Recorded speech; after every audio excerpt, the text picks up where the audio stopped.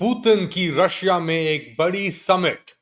China ने export control लगा दिए और इंडिया चाइना ने अपना बॉर्डर डिस्प्यूट सेटल कर लिया।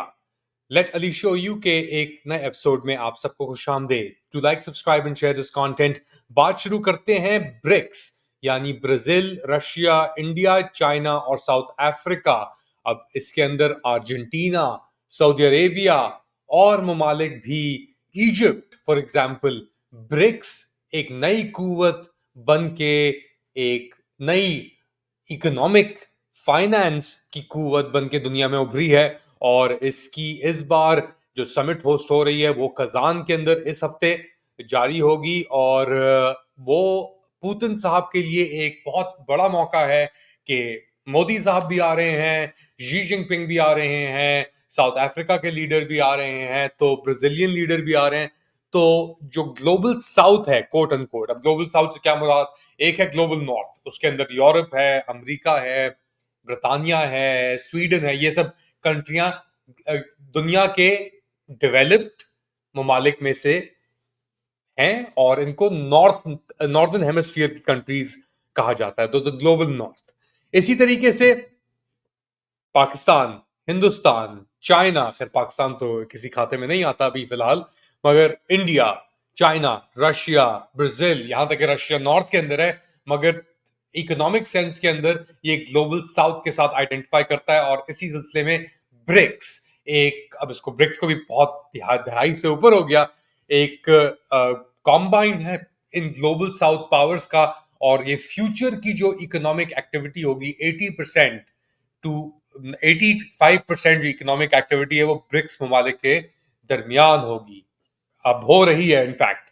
तो इस सिलसिले के अंदर पुतिन साहब ने ये जो समिट अब वो होस्ट कर रहे हैं काजान के अंदर, एक largest scale foreign policy event Russia की तारीख के अंदर ये हो रहा है। इन इमर्जिंग, अब तो इमर्जिंग नहीं है तो इमर्जेंट इकोनॉमीज इन्हें कहेंगे। और एक पुतिन साहब के लिए मौका है वो जज करें, क्योंकि अभी इंडिया को ही मार पड़ी है अमेरिका और कनाडा की तरफ से, फाइव आईज की तरफ से। अभी इनफैक्ट इंडियन जो हाई कमिश्नर है कनाडा के अंदर, जिनको निकाला गया है, वो जाने से पहले उन्होंने सीटीवी के साथ, संजय वर्मा साहब उनका नाम है, उन्होंने सीटीवी के साथ के साथ एक इंटरव्यू दिया है और उसके अंदर वो एक्सप्लेन कर रहे हैं कि भाई हमारी गलती कुछ नहीं है, कनाडा ने हमसे ये नहीं किया, वो नहीं किया, वो नहीं किया। अगर क्लिप मैं आपको सुना सकता हूं तो जरा सुने आप इसके, ये सीटीवी के कर्टसी है, तो मुलाहिजा करें। Unfortunately, not a shred of evidence has been shared with us. Any evidence which is shared has to be legally acceptable. We are a country of rule of law, and so is Canada. So therefore, anything which is acceptable in the Canadian court of law would largely also be acceptable in the Indian court of law, and therefore that evidence will work. Unfortunately, we have not got anything from any Canadian official which can lead us to a better spot. तो ये थे संजय वर्मा साहब, हिंदुस्तान के सफीर Canada के अंदर, और ये जा रहे हैं वापस। इनको कनाडा ने कहा आप और ये आपके 6 जो साथी हैं और डिप्लोमेट सफारत खाने में, आप वापस तशरीफ ले जाएं। और एक स्टर्न वार्निंग दी है दोबारा मेलेनी जोली ने, जो कनाडा की फॉरेन मिनिस्टर हैं। वो कह रही हैं कि अभी वार्न करें कि जो कोई बच गया है एम्बेसी के अंदर या सिफारत खाने में, उनको वार्न करिए कि अगर आपने अपनी कार्रवाइयां बंद नहीं की सफीर के जाने के बावजूद, तो हम इससे ज्यादा स्टर्न एक्शन ले सकते हैं। तो आप अंदाजा लगा लें कि हिंदुस्तानी कितने ढीठ हुए हैं इस सिलसिले को लेकर। ये जो उन्होंने एक पूरा एक हिट स्क्वाड, 5 मर्डर्स इंडिया से कनेक्टेड हैं। खैर वो उसके ऊपर मैंने शो किया है, वो आप जाके चेक कर सकते हैं। उसके अंदर लॉरेंस बिश्नोई की बात भी हुई, मलिक जो हैंगे एक आपके मलिक सिंह साहब एयर इंडिया के अक्यूज थे, उनको एग्जॉनरेट किया गया, यानी बरी किया गया उन इल्जामों से बहुत सालों की कार्रवाई के बाद। और उनको 2022 के अंदर एक हिट स्क्वाड ने, 2 लतीनोज ने मार दिया कनाडा के अंदर यहाँ पे। उसके बाद निज्जर साहब का कत्ल हुआ, वो बिश्नोई गैंग ने कराया, लॉरेंस बिश्नोई के गैंग ने सरे के अंदर। तो एक लंबी कहानी थी और फाइव आइज ने वो पूरे प्रोसेस को जांच रहे थे।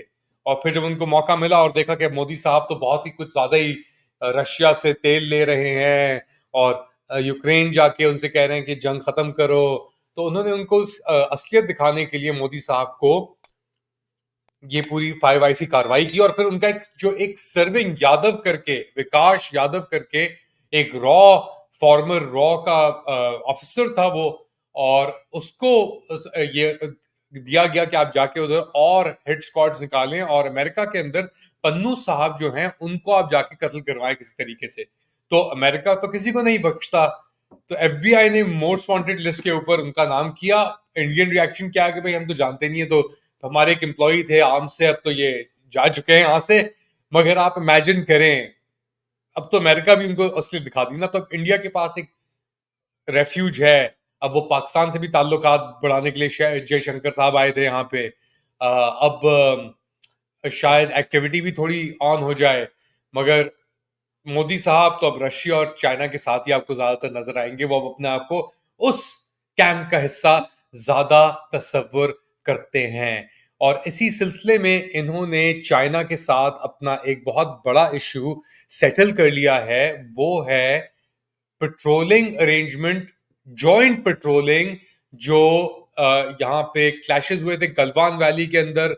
ये लद्दाख का जो इनका एरिया था डिस्प्यूटेड 2020 से, एक तरफ कोरोना चल रहा था, एक तरफ ये, वो आपको इमेजेस याद होंगे, क्लब्स लेके चाइनीज मार रहे थे, पता नहीं 30 के करीब या 40 के करीब हिंदुस्तानी जाँ बहक हुए थे सोल्जर्स।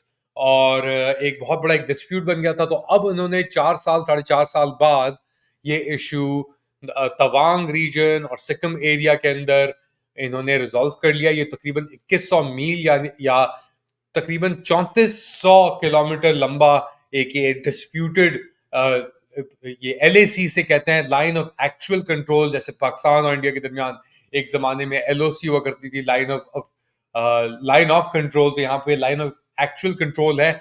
और ये तकरीबन, जैसे मैं बता रहा था, 3400 किलोमीटर लंबी ये चलती है। और अब इन्होंने एक मैकेनिज्म ढूंढ लिया है। आप इमेजिन करें, ये लोग भी अगर अपना ढूंढ सकते हैं, और इनकी भी जंगें हुई हैं, मगर पैरिटी है इनके अंदर थोड़ी बहुत। पाकिस्तान इस बात का तस्वुर नहीं कर सकता, इसलिए पाकिस्तान अपने अवाम के ऊपर तशद्दुद करता है और उसकी अफवाज अपने अवाम के ऊपर ही काबिज होकर बैठ जाती है, क्योंकि वो नहीं चाहती कि ये ऐसे इकदाम हों जैसे चाइना और हिंदुस्तान के दरमियान हो रहे हैं या हुए हैं। और स्पेशली इस एरिया को लेकर जहां पे वो दोनों ममालिक जंग के करीब आ गए थे। अब क्या ये कंसेशन है मोदी साहब की तरफ से, या चाइना की तरफ से भी एक कंसेशन है?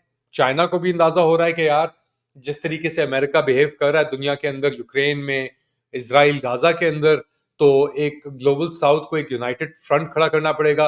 अब इंडिया भी अगर आ गया है चाइना के साथ, अंडरस्टैंडिंग हो गई है, तो क्वाड, तो इसका मतलब फारे हो गया अमेरिका का। तो 5 आइज भी एक तरीके से उनको झटका पड़ेगा। और रशिया अब ये जो समिट पोस्ट कर रहा है, यहाँ पे एक और मुलाकात होगी मोदी साहब की और शी जिनपिंग साहब की, और इसके ऊपर भी अपना कुछ बातचीत चलेगी उनकी कि यार अब आगे क्या हमें अपना मौकफ लेके चलना है, क्या हमारा ऑब्जेक्टिव है विज़ अमेरिका, विज़ द ग्लोबल नॉर्थ। और इसके अंदर रशिया का भी बहुत अहम किरदार होगा। बट रिमेंबर, ईरानियन सदर पेजेश्कियान साहब, मसूद पेजेश्कियान साहब, वो भी आ रहे हैं ब्रिक्स। तो जंग की अगर सूरत हाल है, और अभी लीक भी हुई है अपना ये इजरायली प्लान, जो उन्होंने मिसाइल यूज करने थे, लॉन्ग रेंज मिसाइल्स ईरान के खिलाफ, तो बहुत सारे कैंप्स बट रहे हैं, बहुत सारे डिविजन्स क्लियर हो रहे हैं, और हमें भी अंदाजा हो रहा है कि क्या चीज कहाँ जा रही है। मगर एक हद तक आप क्या समझते हैं, किधर ये सिचुएशन जा रही है? एक बैनुल अक़वामी जंग की तरफ तो मेरे ख्याल से चीजें बढ़ रही हैं, मगर उसका इकोनॉमिक फ्रंट के ऊपर एक ज्यादा एक कोलेसिंग हो रही है, जमा हो रही है कुव्वतें on either side. America, Canada, Britannia, Israel, वो उस तरीके से चल रहे हैं। दूसरी जानिब चाइना, ईरान, रशिया, अब इंडिया भी, दोनों तरफ तो नहीं खेल सकते। So let me know in the comment section. Do like, subscribe and share this content. अपना ख्याल रखिएगा। अगली बार तक अल्लाह हाफिज।